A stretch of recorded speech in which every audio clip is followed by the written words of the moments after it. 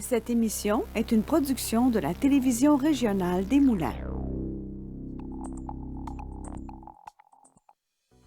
Avec la collaboration de la Chambre de commerce et d'industrie Les Moulins, le CFP des Moulins, le CFP des Riverains et le SAE, fiers partenaires de Fibre E.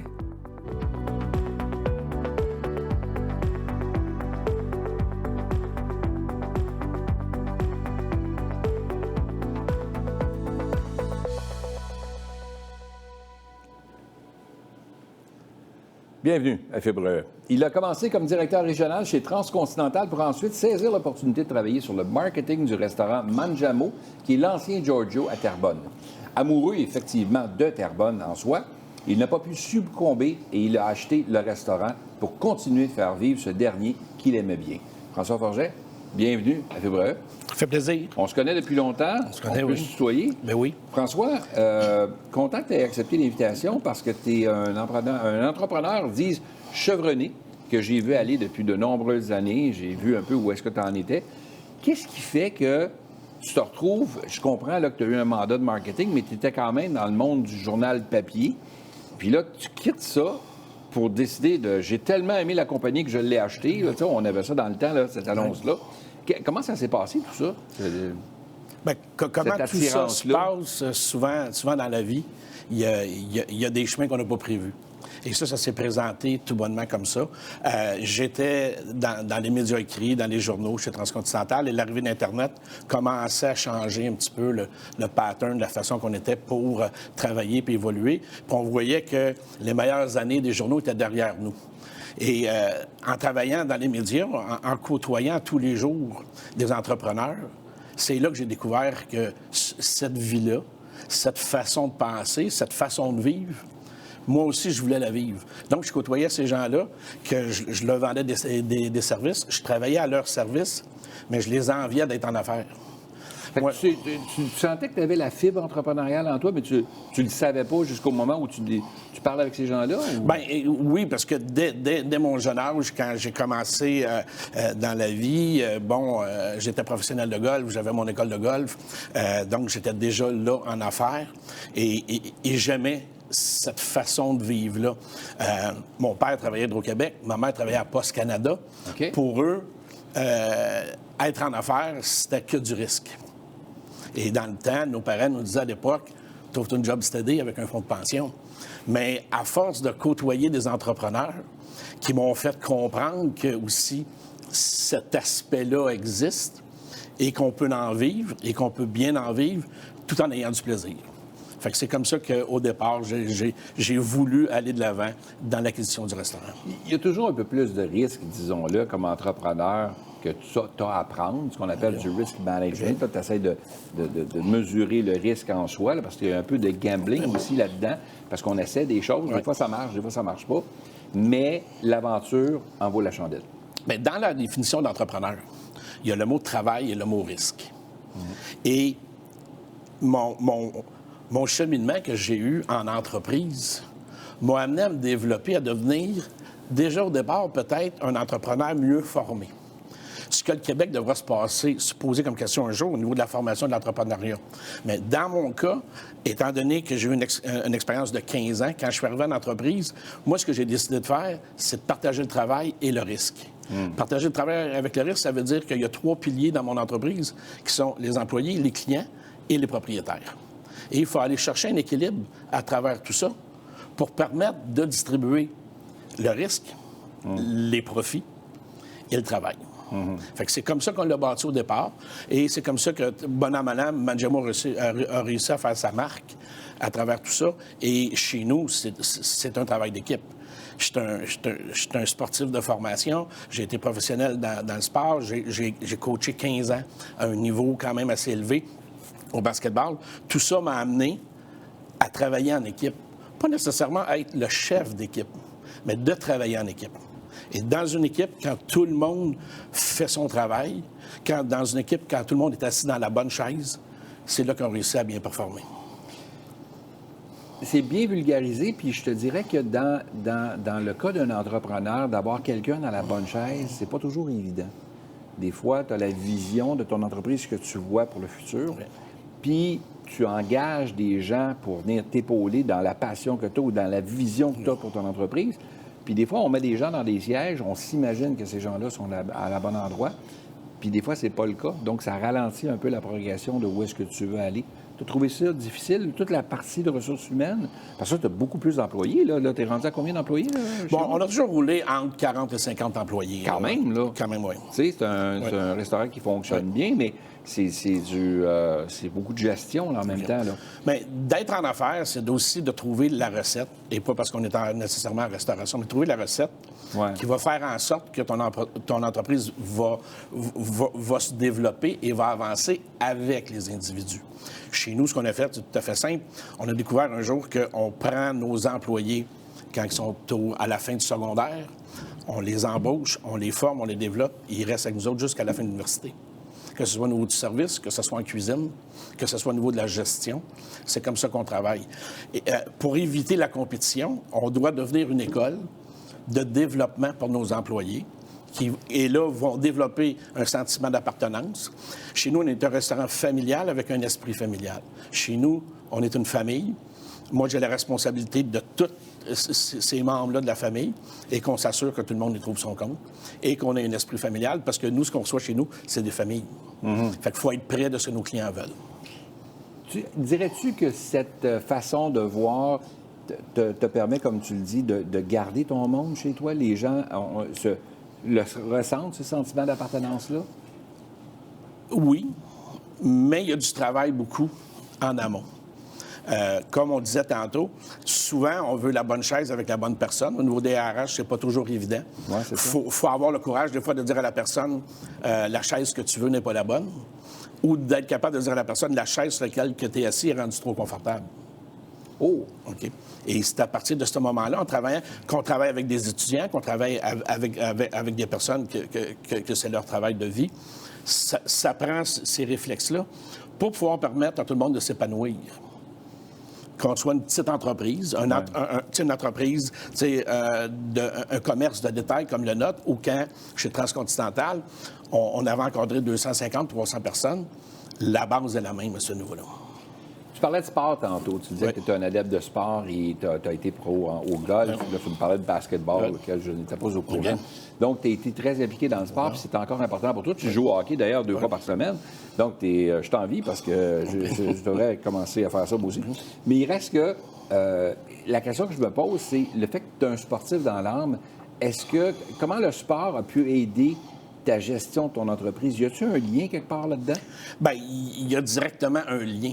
Et le lien, là, il peut se faire aussi bien au niveau des sports qu'au niveau des arts.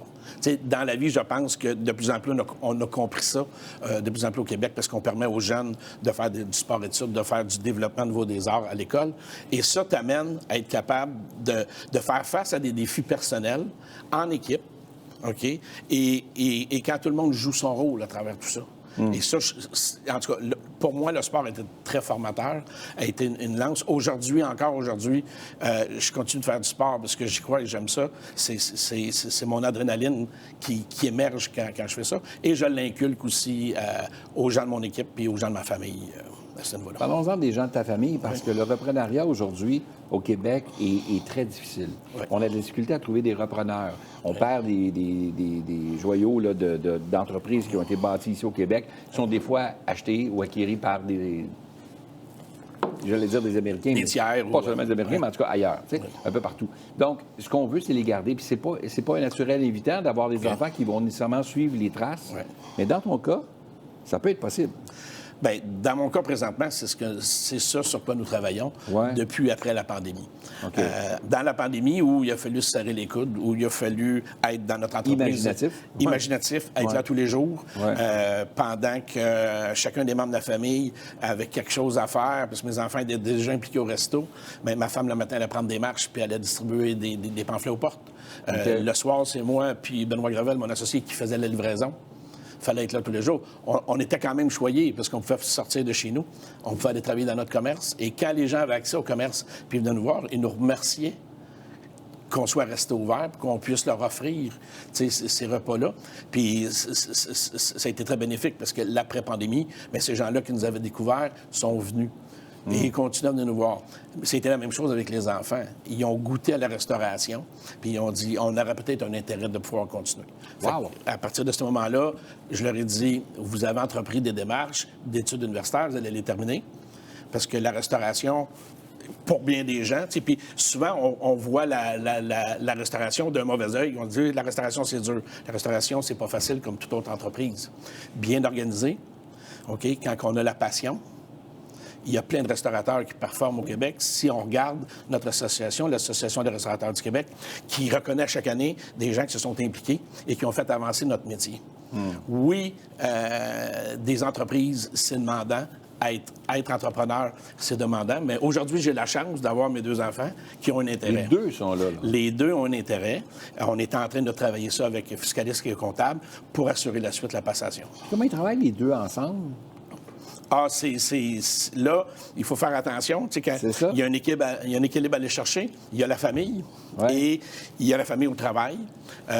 J'ai la chance d'avoir deux enfants qui s'entendent très bien ensemble. Ils étaient colocataires ensemble à l'université. OK, quand même. Ils habitaient déjà ensemble. OK. Fait que là, présentement, ce qui va rester à faire et à définir dans les prochains mois, c'est qui fait quoi, dans l'intérêt de leur connaissance, de leur champ d'action et de leurs compétences. OK.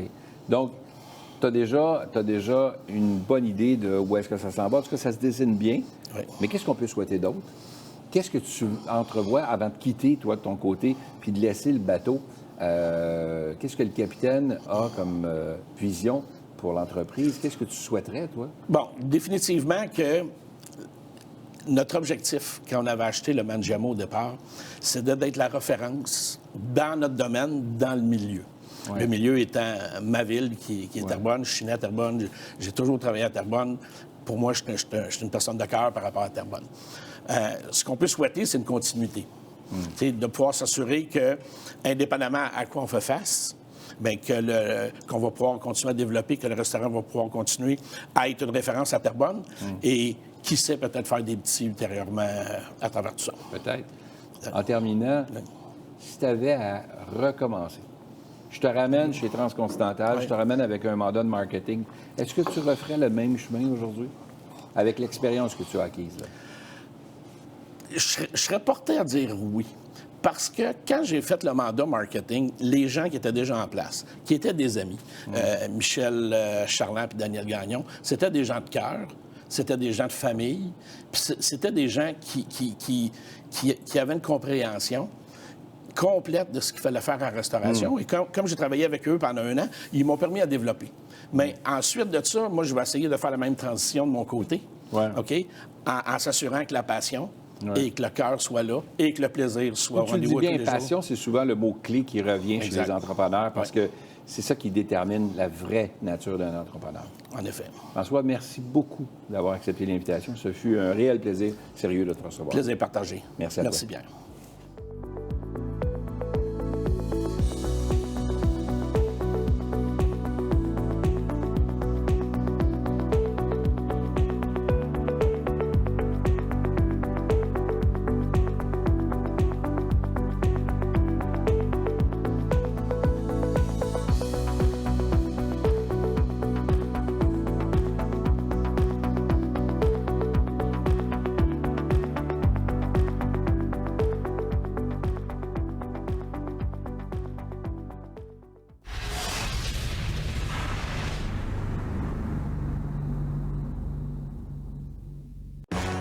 Tu as une idée d'entreprise, mais tu sais pas par où commencer. Et si je te disais que tu pouvais apprendre gratuitement comment te lancer en affaires en 14 semaines? Oh! Tu t'attendais pas à ça? Le programme Lancement d'une entreprise. Puis ça se passe en ligne. Tu as juste à te connecter au bon moment et porter des vêtements. Arrête de rêver. Let's go!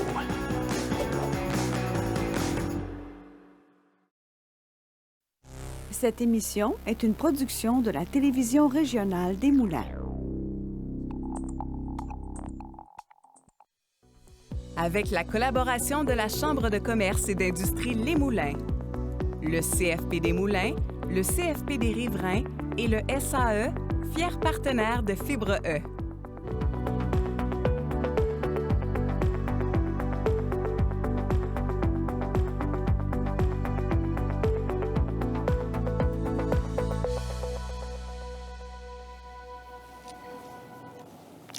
Bienvenue à Fibre.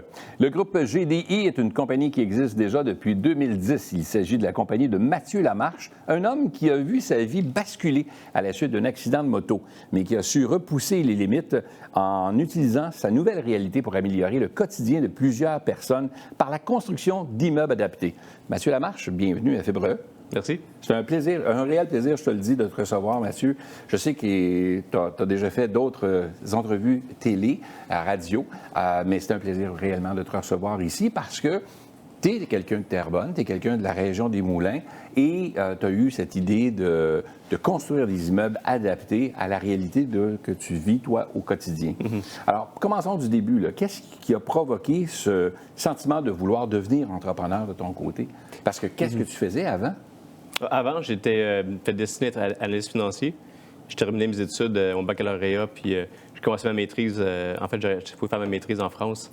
Donc, l'été entre la fin de mon bac et le début de ma maîtrise, j'ai eu un accident de moto, ce qui a fait que, bon, les plans ont changé un peu. Oui, c'est sûr que, disons-le, ça bouscule un peu. Là. Oui. Ouais. Puis là, l'immobilier est venu comment dans tout ça? Parce que tu avais un profil financier, oui. Tu parlais d'analyste financier de ton côté. Oui. Donc, un analyste financier qui part de là pour s'en aller dans l'immobilier puis de faire de l'investissement. Comment c'est venu, cette idée-là? En fait, c'est venu du fait que j'ai fait ma première maison pour moi-même. J'ai construit, en fait, je l'ai comme contracté moi-même. Puis j'ai trouvé ça super intéressant, j'ai trouvé ça le fun. Je trouvais qu'il y avait un côté créatif, un côté entrepreneuriat, un côté finance quand même. Fait que je me suis dit, je pourrais peut-être faire ça de ma vie, construire des maisons puis les revendre. GDI a commencé comme ça en 2010. OK. Puis là, aujourd'hui, on se retrouve avec des immeubles quand même pas des petits. Là. Tu sais, on parle pas de... Tu n'as pas parti avec un petit duplex, là. Tu n'as pas parti avec un semi-détaché. Ou tu vrai? Oui, très petit. OK. Très, très petit. OK. Puis là, qu'est-ce qui a fait que ça... Bien, on a commencé avec des maisons familiales. Ensuite, c'est difficile de faire de l'argent parce que, bon, il faut en faire un gros volume dans l'unifamilial. Donc, j'ai décidé de pivoter pour le multilogement. On a commencé par un 6 logements. Fait que, c'est de 6 à 11, à 15, à 24, 148. Là, on fait maintenant le 185. 285 dans le même immeuble, quand même. Oui, un tour de 15 étages à Laval. Fait que je voulais prendre la croissance. Je suis quelqu'un qui était avec l'ambition. Puis je me suis dit, moi, je veux que ça bouge. Fait que, on a commencé très, très, très petit, mais comme tout, dans le fond, dans la vie, tu sais. Quand on commence comme ça, puis qu'on n'a pas énormément d'expérience en immobilier, à part le fait que tu t'étais auto-construit, tu avais aimé le projet, ça me fait penser à quelqu'un qui aime les millefeuilles puis qui dit, moi, j'aime ça des millefeuilles, je vais m'acheter une pâtisserie, tu sais. Ça fait pas de toi nécessairement un pâtissier, le fait que tu t'aimes les millefeuilles. Donc, de ton côté, à toi, est-ce que tu as dû t'associer avec des gens ou tu as monté ce projet-là seul, mais en t'entourant de gens qui avaient des expertises que tu n'avais pas, ou comment ça s'est passé? J'ai commencé seul. Évidemment, plein de monde sont greffés autour de moi. Puis maintenant, GDI, on est une douzaine au bureau, plus plein d'employés sur le chantier. Fait que c'est de loin, je suis de loin tout seul maintenant. C'est une grosse équipe. Mais au début, j'étais vraiment tout seul. Puis moi, je couvre dans la vie. Tu peux tout faire si tu t'y mets, puis tu lis des livres, ou si tu es prêt à te tromper, à faire des erreurs, puis à te planter. Tant que tu ne fais pas 2 fois, c'est correct. Tu sais. Fait que non, j'ai aucune expérience là-dedans, puis je suis parti tout seul. Quand tu regardes aujourd'hui, tu es encore seul là-bas. C'est encore toi qui gères le... Bien, moi, je suis actionnaire majoritaire de la compagnie. Okay. J'ai 12 employés au bureau et j'ai aussi des actionnaires dans ma compagnie. Ben, c'est ça, j'allais dire. Tu as des actionnaires avec toi, des investisseurs, en fait, qui investissent aussi pour t'aider à développer. C'est beaucoup les employés, je dirais. Ah oui? Oui. OK. À qui tu offres des parts là, pour justement les garder avec toi dans un sens? Là. Ils ont acheté. Mais je trouve que c'est le fun que tout le monde peut profiter de la croissance de la compagnie. Puis aussi, bien évidemment, ça aide le sentiment d'appartenance. Oui, c'est définitif. Là. Qu'est-ce que tu as trouvé de... Quand tu regardes le background, ça fait combien d'années là, déjà? Là? Depuis 2010. 2010 qu'on disait en introduction, donc déjà plusieurs années. Okay, quand tu regardes le chemin que tu as parcouru à date, est-ce qu'il y a des choses que tu referais différemment? Est-ce que le parcours serait le même aujourd'hui, sachant ce que tu sais ou pas? C'est dur à dire, oui, tu sais, mais on est c'est pas la réalité. Tu sais. Tu peux jamais revenir en arrière. Fait que je m'attarde vraiment jamais à ce genre de questions-là. Tu sais, je me pose pas ce genre de questions-là. Je ferais-tu différemment des choses? Je dirais que c'est... Rétrospectivement, ça a été beaucoup plus difficile que je pense que ça serait. Ouais. Être entrepreneur, c'est rough. Il faut que tu sois passionné. Si tu ne l'es pas, ça ne marchera pas. Tu ne pourras pas mettre les heures, les sacrifices, les nuits blanches, les fins de semaine à travailler... les semaines de 100 heures, tu sais, tu ne mettras pas si tu n'es pas passionné par ce que tu aimes. C'est très, très difficile. Il ne faut pas calculer ses heures. Là. On le dit souvent. Non, Un entrepreneur ne calcule pas ses heures parce que ça fait longtemps qu'il aurait fermé ou qu'il aurait tiré C'est la sûr. couette. Là. Ceux qui disent je suis entrepreneur parce que je veux avoir mon propre horaire et tout ça, c'est yeah right. Là. Oublie ça. Là, il n'y a pas de fin de semaine, il n'y a pas de Noël ou à Saint-Valentin. S'il y a un problème, il faut que tu sois là. Ouais. Mais c'est passionné, ça marche. Au départ. Tout le à un temps. moment donné, ça grandit, puis tu as une équipe quand même qui peut prendre une certaine relève. Il y a tu peux déléguer certaines responsabilités à des gens qui vont prendre le relais pour toi, qui vont te permettre de prendre un peu une meilleure qualité, d'avoir une meilleure qualité de vie. Là, je parle au niveau du temps. Ou pas. C'est pas mon cas, en tout cas. Là. C'est pas ton cas encore. Non, moi, je suis. Bon, le coin hands-on, aussi, comme fait on qu'il y a dit, plus là. de monde, il y a plus de monde, plus de projets, plus de chiffres d'affaires, mais donc plus de problèmes, plus de soucis. Fait que non, ça n'arrête jamais. Mais c'est correct, j'adore ça. Je reviens sur un épisode de ta vie qui a été marquant. Tu as eu un accident de moto, quand même assez grave, qui t'a laissé en fauteuil roulant aujourd'hui. Tu t'es servi de ça pour dire, écoute, moi, je continue à avancer. Parce qu'il y a des gens qui nous écoutent aujourd'hui, qui vivent, tu sais, on vit des fois dans la vie, la vie nous envoie des choses qui... On nous dit que la vie ne nous envoie rien qu'on n'est pas en mesure de passer à travers. Mais des fois, c'est plus difficile sur le moment quand ça arrive. Puis des fois, on vit des moments de découragement. Qu'est-ce que tu leur dirais à ces gens-là? Apprendre les choses une journée à la fois. Puis tout est possible. Écoute, si tu peux voir le verre d'eau à moitié plein ou à moitié vide, t'sais. Puis tu peux décider de dire, bah, la vie s'acharne sur moi, ben j'abandonne, t'sais. Ou tu retournes les manches, puis tu fonces, puis tu fais avec ce que tu as maintenant. T'sais. Moi, j'ai toujours vu... Les premiers mois, c'était très, très difficile. Je ne veux pas l'avouer, je l'avoue quand même. Mais vite, je me suis dit, bon, soit que j'abandonne, puis je déprime, puis la vie va être longue et dure, ou je me tourne les manches, puis je fonce. Puis quand j'ai pris cette décision-là, j'aime me regarder en arrière. Puis maintenant, à chaque matin, je me lève, je pense pas à mes problèmes. Là. Je pense jamais, en fait. Là, j'ai une super belle vie, puis je suis super heureux, puis entouré, que je peux rien demander de plus. Là. Incroyable, pareil. Alors, cette force de caractère-là, en additionnant la passion qui t'habite, fait de toi l'entrepreneur que tu es devenu aujourd'hui. Oui, j'imagine. Mais, je veux dire, tout le monde est capable, puis c'est pas... des gens qui sont plus handicapés que moi, qui ont plus de problèmes, qui vivent dans des pays en guerre, tout ça, fait que... Je trouve que ma situation, c'est dramatique, honnêtement. Tu as ton entreprise en immobilier, tu l'as dit, tu es parti de tout petit, autoconstruction, tu as commencé à monter, puis tu t'es vite intéressé au multilogement, qui aujourd'hui, tu as un projet de 285 logements dans la même édifice, c'est quand même pas petit, 15 étages. Et là, avec ça, tu as décidé de partir un GoClico. GoClico, c'est une autre entreprise de voitures partagées. Un peu comme... ce qu'on a à Montréal quand on veut utiliser des voitures, là, c'est un peu le même principe? C'est le même principe. En fait, ça part d'un besoin. Je voulais que dans nos immeubles, on puisse offrir des voitures en autopartage, mais personne ne voulait venir dans notre immeuble à Terrebonne pour différentes raisons. Fait que je me suis dit, je vais faire moi-même. Ça n'aurait pas été si compliqué que ça, tu sais. Mais au final, c'était plus compliqué que je pensais. C'est vrai? Ah, comme toujours. Mais maintenant, ça fonctionne super bien, puis on a plein de clients partout au Québec. Là. Dans le fond, nous, c'est comme une auto, si on veut, mais dans des immeubles résidentiels. Donc, tu as ta voiture, autopartage, dans ton parking intérieur. Fait que tu sors de ton logement, tu t'en vas au stationnement intérieur, puis tu as ta voiture, autopartage électrique. Ouais. Tous les Tesla qu'on a. Tous des Tesla. Tu es allé avec Tesla et tout ça. Alors, je te demanderais pas si tu avais à refaire l'achat d'une Tesla versus une autre aujourd'hui, si ton thinking serait différent avec tout ce qu'on connaît. Mais on n'ira pas là. C'était pas le but de l'entrevue aujourd'hui. Mais dis-moi, GoClico, ça part d'où l'idée de vouloir offrir des voitures partagées comme ça? Ça part de sentiment aussi de vouloir faire ma part pour comme promouvoir les voitures électriques puis tout ça. Offrir un service à nos clients. Puis aussi pouvoir... on a peu de parking dans nos immeubles. C'est toujours un souci, les stationnements. Surtout en banlieue, tout le monde a une voiture ou deux. T'sais. Fait que je me suis dit, si on offre ça, on pourra attirer des gens qui n'ont pas de voiture. Donc, ça va nous aider avec notre ratio de parking. Fait que c'est multiples facteurs qu'on est parti au GoClico. Puis maintenant, je me suis associé avec d'autres personnes. Puis, mais tu sais, GoClico, comparativement à Groupe GD, c'est tout petit. Là, on va pas du tout le même scope. C'est un projet de passion. Mais il y a des GoClico partout dans tes édifices, dans les grands édifices. Oui. Tu en as partout, ce qui fait que les gens qui louent un espace pour résider dans un de tes édifices peuvent avoir accès à cette voiture-là. Oui, c'est ça. Mais le voisin qui est à côté, lui, qui ne demeure pas dans l'édifice, mais qui sait que ce service-là est offert, est-ce qu'il peut quand même avoir accès à ces voitures-là ou s'y limiter seulement qu'à tes locataires? C'est une possibilité. On ne l'a jamais fait, mais c'est une possibilité. Pour le moment, on ne le fait pas parce qu'il n'y a pas eu de demande, mais ça serait possible éventuellement, oui. OK. Donc, d'élargir ce service-là aussi. Ouais. Là. OK. C'est quoi la prochaine étape pour Mathieu, qui rêve et qui est passionné là, de l'immobilier maintenant, du partage des voitures et tout ça? Quelle autre idée tu as en tête ou qu'est-ce que tu vois pour la suite? Bien, évidemment, il y a la croissance, qui est simple. Tu sais, là, on roulait une équipe de construction pendant longtemps, mais on passe bientôt à... On veut se rendre à 4 équipes pour atteindre notre fameux 10 000 portes en 2040. On a plein d'idées de croissance puis d'amélioration, entre autres, utiliser des machines de minage de Bitcoin pour créer de l'énergie, pour chauffer nos piscines, espaces communs, tout ça. Fait que ça, on est à l'étape numéro 2 de ce projet-là.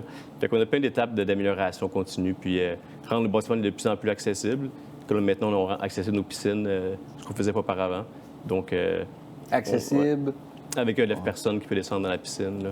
OK. Fait que, tant qu'on amélioration continue, si on veut, tant repenser. Toujours le en modèle. pensant à la mobilité réduite de certains individus, qui fait qu'on veut adapter nos immeubles de façon à rendre leur vie encore le plus agréable possible. Oui. C'est pas seulement pour les personnes à mobilité réduite, c'est aussi pour les personnes qui vieillissent, pour se dire, ben mettons, je sais pas, moi, j'ai 60 ans, 65 ans.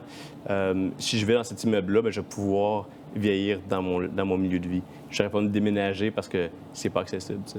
Fait que ça fait peut-être part le thinking vient beaucoup de là aussi, de pouvoir desservir une clientèle qui est plus âgée, qui pour nous, qui est honnêtement la meilleure clientèle. Des personnes stables, qui font pas de party. Fait que, Des gens tranquilles, quand même, en général. Là. En général. OK. Écoute, c'est fascinant de te recevoir parce que des histoires comme ça, c'est un peu rare. Puis, tu as eu la chance d'ailleurs de participer à un documentaire d'une autre chaîne que les gens vont pouvoir voir, mais qui illustre bien la passion qui t'habite, mais aussi la persévérance que tu as en toi là, pour la suite des choses. Là. Merci. Oui, c'est vraiment fascinant. Dis-moi, en terminant, quel message tu pourrais transmettre aux gens qui nous écoutent là, par rapport à la suite? Être entrepreneur, c'est sûr, c'est super difficile, puis je ne veux pas rendre ça, décourager les gens, mais parce que c'est tellement gratifiant, par contre. Tu te lever le matin pour travailler comme pour ton projet. Tu comptes pas tes heures, mais tu n'as pas envie de les compter. T'sais. Fait que je dirais, même si le risque d'échec est grand, ça vaut la peine, pareil, d'essayer. Puis il vaut mieux l'essayer, puis ça pourra marcher. Il vaut mieux avoir des remords que des regrets. Okay. Tout à fait. Mathieu, merci d'avoir été là. Plaisir. À très bientôt.